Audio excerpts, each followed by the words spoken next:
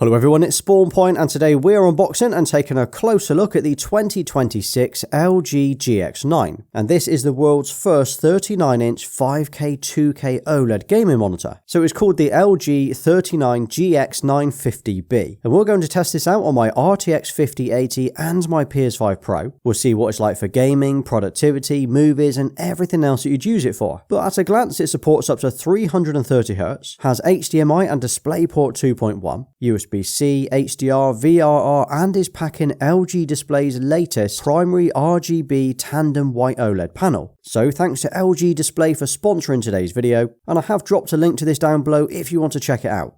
Okay, now if we open this up, let's see what we get inside. It includes an HDMI 2.1 cable, a USB-C cable, a DisplayPort 2.1 cable, the power pack and a plug. It then comes with the stand in two parts where we have the main back piece or the arm and a cable management port down here at the bottom. And then we have the heavy metal base with some more UltraGear branding in the corner. And now all we need to do is slot the arm onto the back of the monitor like this and then slide the base on. And here it is, and straight out of the box, this looks nice. We've got nice thin bezels around the four sides of the screen, a sturdy stand that gives us plenty of adjustments like height, tilt and swivel, and of course that usual gaming style around the back. But the great thing about this being a 39-inch over say the 45-inch that I had before is it doesn't completely dominate or take over my entire desk. It also comes with pretty much every port that we need for gaming, including two HDMI 2.1 ports, a DisplayPort 2.1, a 90-watt USB-C port, USBs, and a 3.5mm jack. So whether you're using this for your PS5, PC, or even your MacBook, you can hook everything and anything up to it.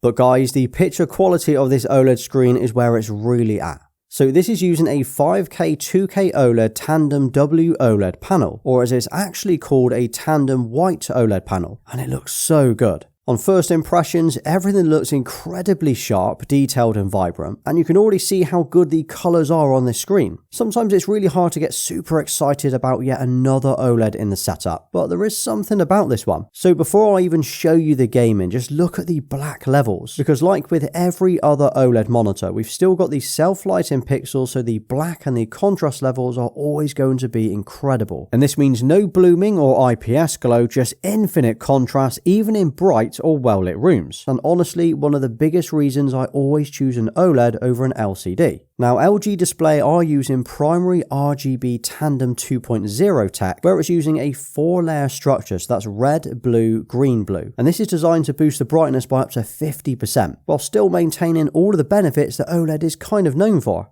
But the resolution is probably the biggest upgrade over the previous 39-inch OLED monitors, because this one has a 5120 by 2160 resolution, whereas previous models normally max out at 3440 by 1440, so this is a huge upgrade and is the same resolution as we saw in the 45-inch version last year.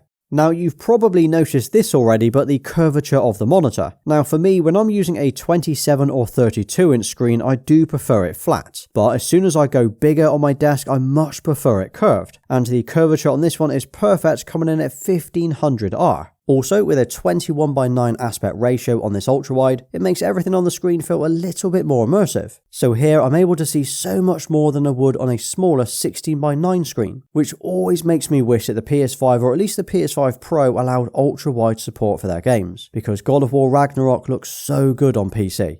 But let me just show you what it's like for gaming. So I've hooked up my PC down here that's running an RTX 5080, 64GB of RAM and an i9 14900K processor. And this is where the screen really comes alive. Now of course we already know that OLEDs look great in dark rooms, but Tandem White OLED is able to give us the bright image and incredible colour performance in bright rooms as well. So over the last couple of weeks, I've been testing a few different games out from my Steam library, and even though I regularly jump back into Cyberpunk, I was still amazed at how good it looked on this screen. It's the colours and the vibrancy for me that gets me every single time, and it never gets old on an OLED. Like, I love how the image just looks wet and inky, if that makes sense. Also, even though this is rocking an anti-reflective coating, so it's not glossy, the colours still look very deep. Now at the full 5K 2K resolution, it's able to hit 165Hz, so that's plenty for those single player games or even racing games that I have on here, and that's because I don't normally need any more than that for those type of games.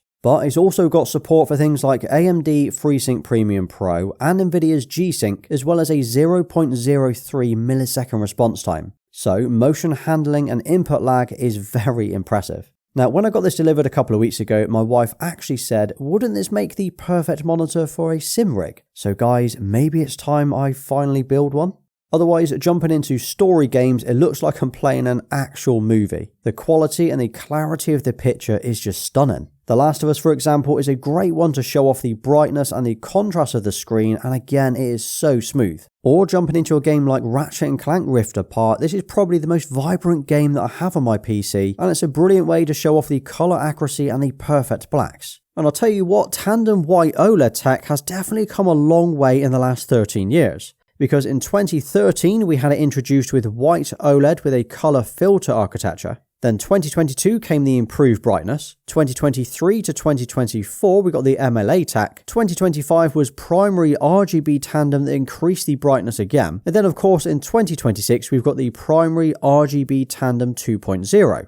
And then another cool thing with this panel is it does have dual mode. Now this allows you to switch between the 5K 2K resolution with 165Hz or 1440p with 330Hz as a press of a button. And that means you could be gaming at 1440p at 330Hz on your FPS games 1 minute, and then without messing around with your PC settings, you could be gaming at the full resolution and 165Hz for your story-driven games. Now personally, I would leave this at 5K 2K and call it a day, but it's cool that the option is there for you. And PPI is another huge point worth talking about. So the 45-inch version was pretty good already, but this one, the 39-inch version with the same resolution as we got on the 45, gets a huge bump in PPI, and that is pixels per inch. And this one now has a PPI of 143. So I have found the text in menus or in games are far sharper than what I would have seen on the 45-inch screen. It's also pretty bright with a marketed peak brightness of 1500 nits, a true black rating of 500, and a 99.5% color gamut. Now I'm trying to show you here how the brightness of the screen really pops on these light and white scenes. So as mentioned before, it does support HDMI 2.1 and DisplayPort 2.1. This means you can use it for both your PC and your console if you have one. So I've actually hooked up my PS5 Pro, and here's how it plays. Now if you didn't know this already, the PS5 does not natively support ultra-wide monitors. So you have two choices when it comes to using it with one. You can either stretch the image so it fills your entire screen like this. I mean, technically it works and it sort of gives the impression that you are playing on an ultra-wide, but it means your image is clearly stretched and you're not going to see anything extra here. Or you can set it to a 16:9 aspect ratio in the monitor settings. In this way, you're playing at a normal resolution and you're not distorting your games. Now personally, I rarely play the PS5 on an ultra-wide because I just don't think it looks right. But the fact is, if you wanted a one monitor setup for work, PC and consoles, you could still technically use it, you would just have black bars on either side of the screen. And the same goes for movies, so this is a 21:9 aspect ratio, and that means depending on the movies or the TV show you're watching, you're going to get some kind of black bars on the side of the screen to make up for the extra width. But if you completely ignore that, just look how good the picture quality is while watching movies. We're getting perfect black levels, incredible colours, nice smooth motion, and a decent sized screen to sit back and watch some content. Again, that 5K 2K resolution means you're getting a clean 4K image, and it's actually not bad for your eyes either. And that's because LG Display carry a few iSafe certificates as well. And that includes the CPF 60 and the RPF 40, basically meaning it reduces the blue light that can damage your eyes. It's also glare free, so you're not going to get any reflections while you're watching it. And then we have productivity use. So a monitor like this is clearly aimed at gaming, and that's probably why most of you would want to buy this in the first place. But there's also a chance you would want to use it for work as well. Like me, although I have my RTX 5080 hooked up down here, I also use it with my MacBook Pro for working and editing these weekly videos. So firstly, the curve is 1500R and not 800R like on the 45-inch. So it is far easier overall for viewing and working on. There's little to no distortion with the 1500R curve. Also, as we're still getting that 5K 2K resolution but has a 39-inch screen, that means the PPI or pixel per inch has increased to 143, perfect for reading text or writing documents. But it's the workspace or the screen real estate that I always love on these ultra-wide monitors. Like, just look how much space that I have on here, being able to snap multiple windows or showing my entire video timeline in one go. I absolutely love it.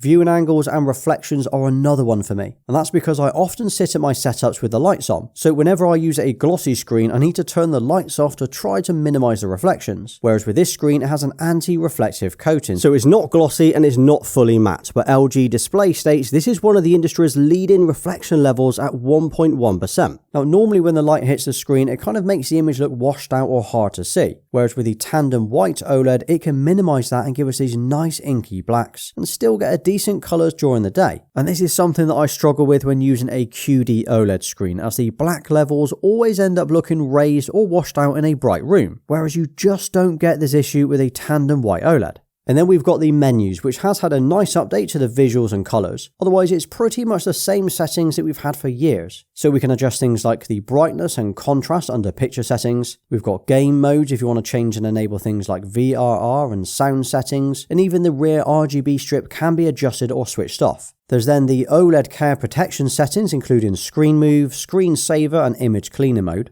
And there's a brand new mode called AI Boost. And this is where you get those AI features including AI Upscaler, AI Scene Optimization and AI Sound. Also, there are two 7-watt stereo speakers built into the monitor, which might not sound like a big deal, but when you don't have an external speaker setup or you just want to sit back and watch a movie without a headset on, this is such a great feature to have.